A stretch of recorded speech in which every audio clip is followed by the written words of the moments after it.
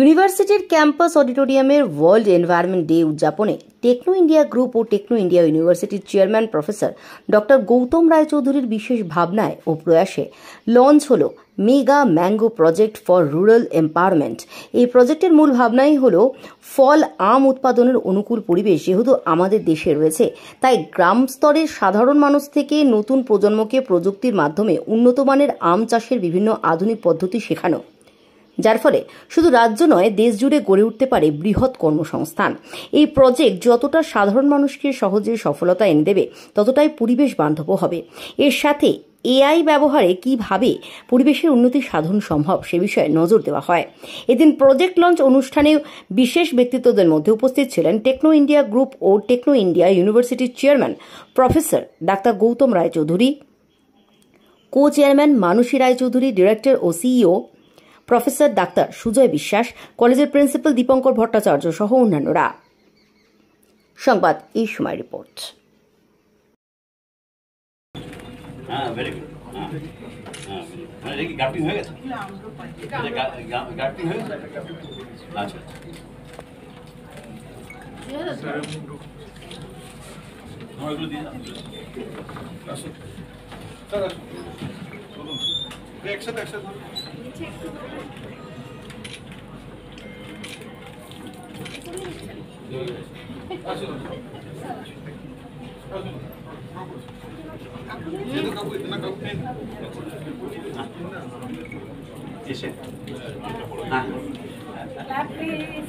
ये तो सारा वर्ल्डे हमारे छेलेरा विभिन्न बड़ बड़ कोम्पानीते गुगल, IBM, माइक्रोसफ्ट सब जगह छड़िए गेছে, তারা হিউজ স্যালারি পাচ্ছে এবং তারা এত এম্পাওয়ার্ড, এটা অন্য কোনো প্রফেশনে সম্ভব নয়। অন্য কোনো কিছুতে এত তাড়াতাড়ি সেটেলমেন্ট হওয়া সম্ভব নয়। তখন আমি ঠিক করলাম যে আরে এত গরিব লোক থাকবে কেন ইন্ডিয়াতে।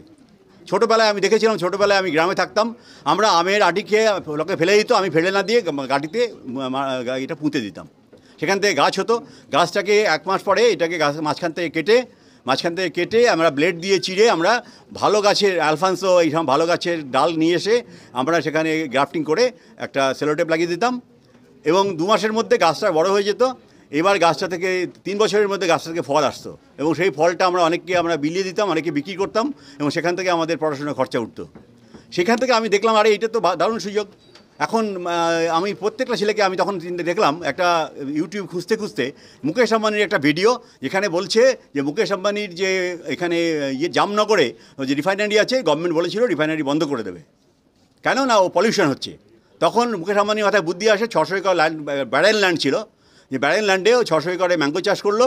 সেই ম্যাঙ্গো এক্সপোর্ট করে মুকেশ আম্বানি, রিলায়েন্স এখন ইন্ডিয়ার মধ্যে সবথেকে লার্জেস্ট এক্সপোর্টার। আপনারা যে কোনো ইউটিউবে গিয়ে সার্চ করুন যে মুকেশ আম্বানি ম্যাঙ্গো, সার্চ করে পেয়ে যাবেন। এইবার আমি তখন মাথায় এলো যে আমরা একটা কাজ করি, এখন আমের সিজন আসছে, প্রত্যেককে বললাম যে তোমরা এখন আমি আজকে অ্যানাউন্স করলাম যে প্রত্যেককে আম ফেলে না দিয়ে আমের স্কুল, কলেজ বা পঞ্চায়েত যে কোনো লোক প্রত্যেকে আমের আটিটা আইদার টবে বা মাটিতে পুঁতে দিন, জল দিন। 1 মাস পরে আমি শিখিয়ে দেবো অনলাইনে যে কী করে এখান থেকে গ্রাফটিং করতে হবে, কী করে এর থেকে 4 বছরের মধ্যে। এবং এখানে আমাদের এটা বায়ো ফার্টিলাইজার হচ্ছে বাড়িতে যে আমাদের সবজির খোসা সেগুলো ফেলে না দিয়ে আপনারা মাটিতে গর্ত করে এখানে রাখুন, সেখানে কেঁচো দিয়ে দিন। 1 মাস পরে এখানে ভালো সার তৈরি হবে, একে বলা হয় ভার্মি কম্পোস্ট। নিম গাছ আছে, প্রত্যেকটা পেরে আনুন এবং এখানে জলের মধ্যে ডুবিয়ে ভিজিয়ে এটা বায়ো ইনসেক্টিসাইড হয়ে যাবে। আমের মুকুল ঝরে যায়, এটা দিলে আমের মুকুল ঝরবে না। এটা আমরা অনলাইনে সবাইকে শিখিয়ে দেবো এবং এর জন্য কোনো খরচা নেই। 4 বছরে যে আম তৈরি হবে, এই আম আমাদের অ্যাগ্রিগেটার, আমাদের রিলায়েন্সের অ্যাগ্রিগেটার, আমাদের সেম অ্যাগ্রিগেটার, ওরা আমগুলোকে 10% আম খাওয়ার জন্য রেখে দেবে সবাই বাড়িতে, 90% ওদের দেবে।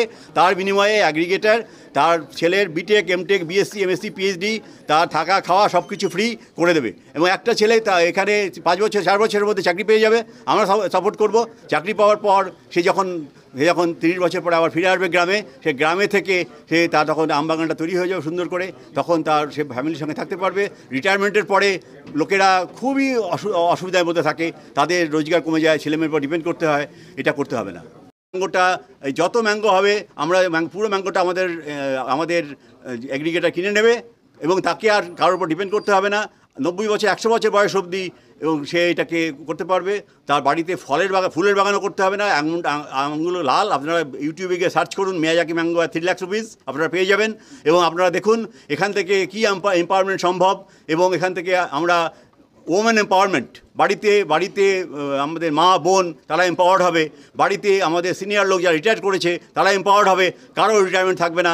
যত গরিব লোক আছে প্রত্যেকের বাড়িতে 40টা করে গাছ হলেই, 20টা গাছ হলেই তার বাড়ি এম্পাওয়ার্ড হয়ে যাবে।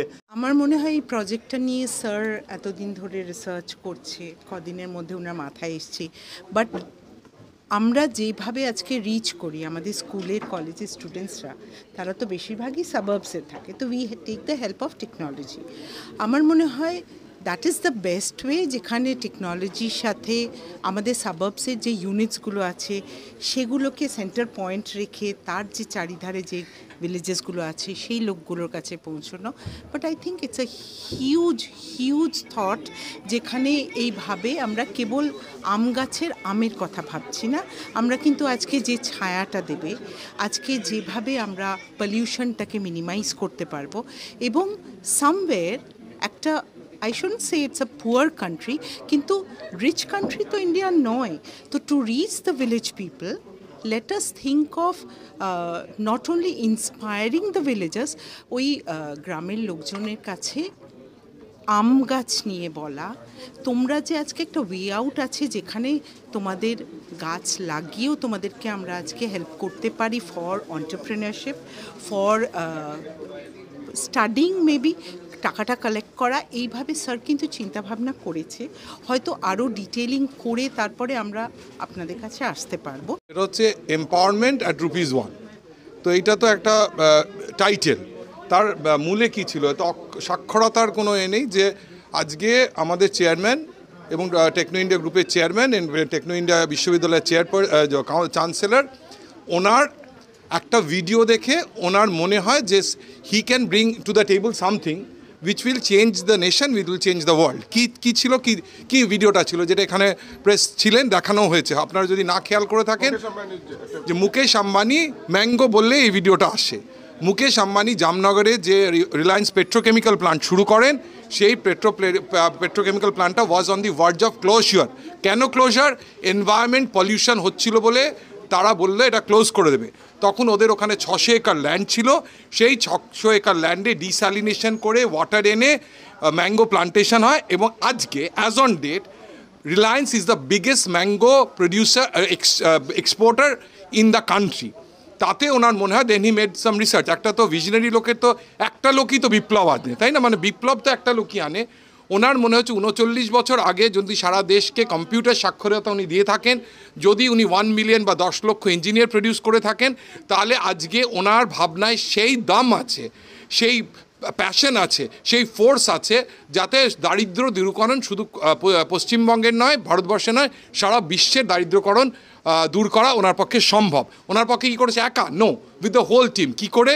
তাই জন্য বলেন যে আমাদের দেশে প্রকৃতি অনুযায়ী ন্যাচারালি ম্যাঙ্গো প্লান্টেশন করা সম্ভব, এবং তাতে হার্ডলি এনি কস্ট আছে। তার কারণ আম খেয়ে আমের আঁটিটা আমরা সবাই ফেলে দিই। So this is a process, সেই আঁটিটা থেকে কি করে ম্যাঙ্গো প্রডিউস করা যেতে পারে।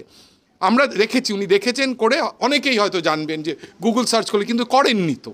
টু দ্য টেবল যে মিয়াজাকি ম্যাঙ্গো 3 লক্ষ টাকা পার কেজিতে বিক্রি হচ্ছে।